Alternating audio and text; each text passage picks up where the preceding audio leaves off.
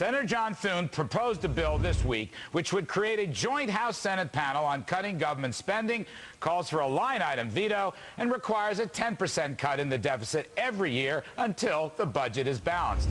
Add to this the possibility for an extension of all the Bush tax cuts, and the GOP is offering us a roadmap for recovery. But do they have the votes? And might potential gridlock actually prove very bad for investors and the economy? Well, here now is South Dakota Republican Senator John Thune, who I might add is running unopposed for re-election in November. Mr. Thune, welcome back, sir. Nice to be with you, Larry.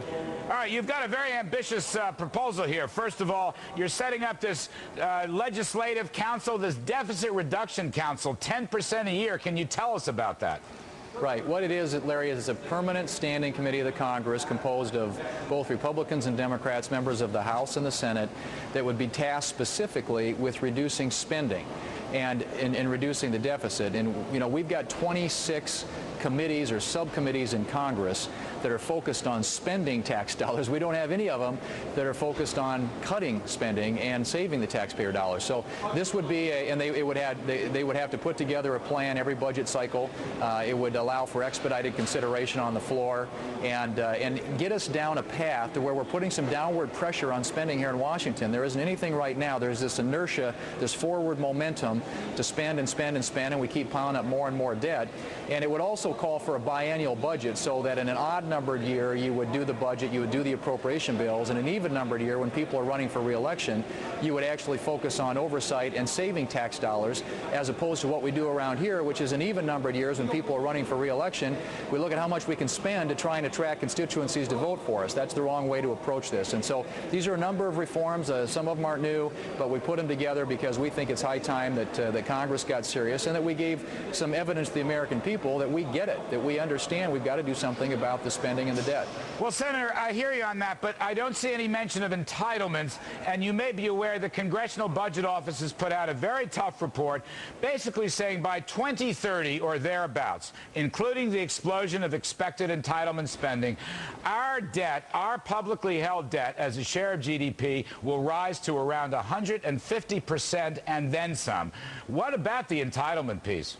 It's got to be taken on, Larry, and what this bill does not do that specifically. It creates a mechanism whereby you can start getting at the entitlement programs, but it's going to take some bold leadership from the president and some bipartisanship here in the Congress to take on Social Security, Medicare, and Medicaid. But we all know that's where the money is.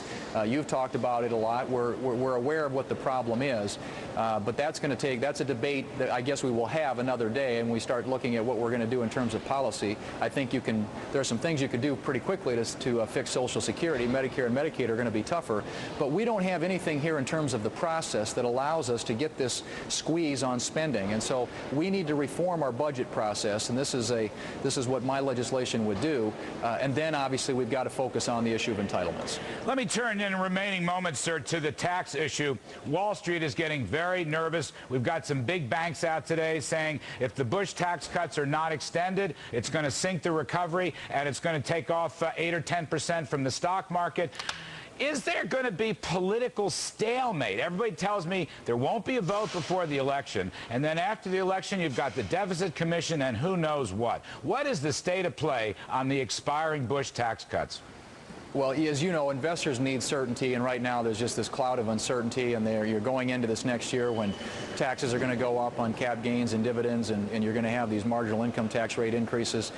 It seems to me, at least, that we need to provide some certainty, and I hope that we can get a vote before the election on extending those tax cuts from 2001 and 2003. If we don't do that, I think it's going to really imperil our economy's ability to recover and our small businesses and investors' opportunities out there to create jobs, because right now they know they're looking at these steep tax increases next year.